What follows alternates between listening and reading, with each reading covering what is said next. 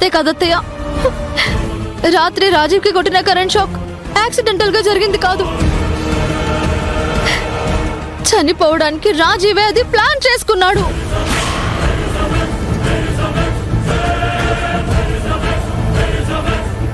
వీళ్ళిద్దరూ కలిసి నన్ను అవమానించారు అత్తయ్య.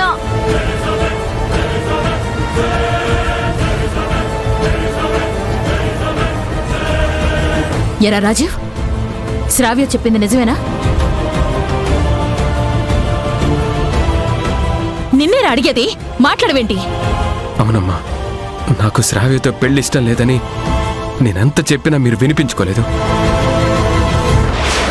అందుకే నేను 2 ముళ్ళే వేశాను.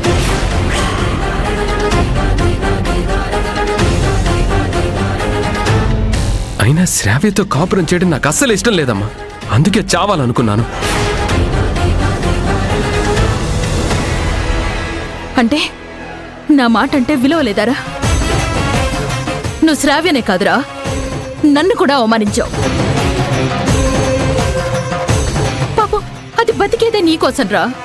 మరి జ్యోతి మాత్రం నా కోసం బ్రతకడం లేదమ్మా. అసలు నేను తప్ప తనకెవరున్నారు చెప్పు? అది మీ ఇద్దరికి ఎందుకు అర్థం కావట్లేదమ్మా? నా జీవితంలో సంతోషం అనేదే లేకుండా చేయడానికి నువ్వు ట్రై చేయడం ఏంటమ్మా? అది కూడా శ్రావ్య గురించి. అది నేను అస్సలు డైజెస్ట్ చేసుకోలేకపోతున్నానమ్మా. నాకు కూడా నీ విషయం అసలు డైజెస్ట్ కావడం లేదురా. అసలు నువ్వెందుకురా ఇలా మారిపోయావు? ఒకప్పుడు నేను చెప్తే ఏదైనా కాదు అనకుండా చేసేవాడివి. ఇప్పుడు నాకే ఎదురు సమాధానం చెప్తున్నావు.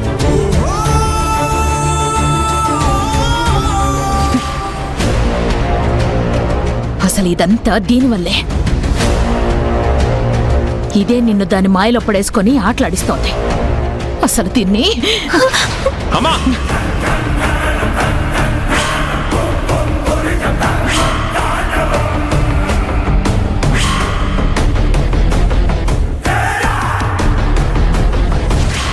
జ్యోతిని ఏమైనా చేస్తే నేను నిమిషం కూడా బ్రతకనమ్మా.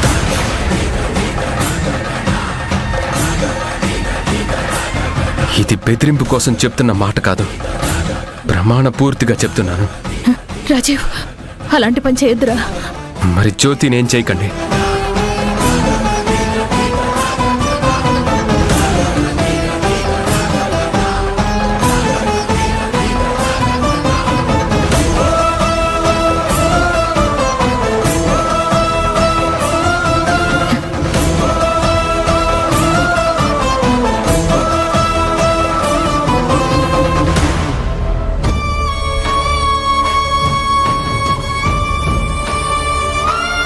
టెన్షన్ పడకు జ్యోతి.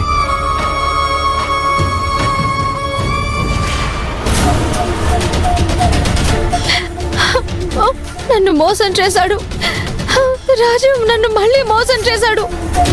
అప్పుడేమో ముహూర్తం టైంకి తాళి కట్టకుండా మోసం చేశాడు.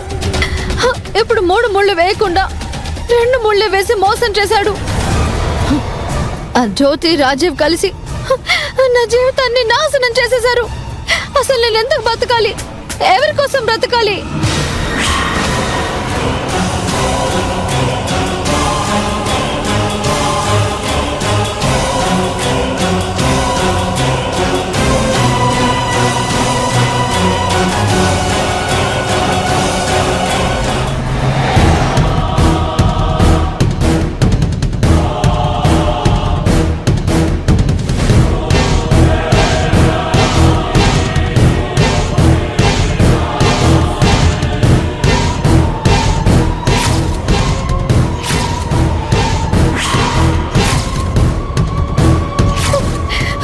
ఈ అవమానం నేను భరించలేను.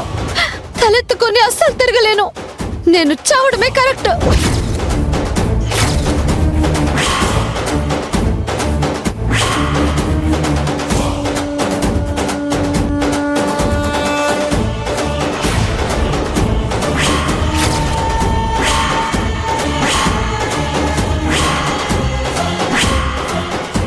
శ్రావ్య, శ్రావ్య, శ్రావ్య, ఏంటి ఏం చేస్తున్నావు? నీకేమన్నా పిచ్చి పట్టిందా? వదలండి అత్తయ్య, నేను శ్రావ్య! చావాలి. రాజీవ్కి ఇష్టం లేదని తెలిసాక నేను బ్రతికుండలేను అత్తయ్య. శ్రావ్య! నేను అఫీషియల్ గా కోడల్ని కానప్పుడు నేను ప్రాణాలతో ఉండలేను. శ్రావ్య! శ్రావ్య! వదలండి అత్తయ్య. నీకేమన్నా పిచ్చా? ఆగు.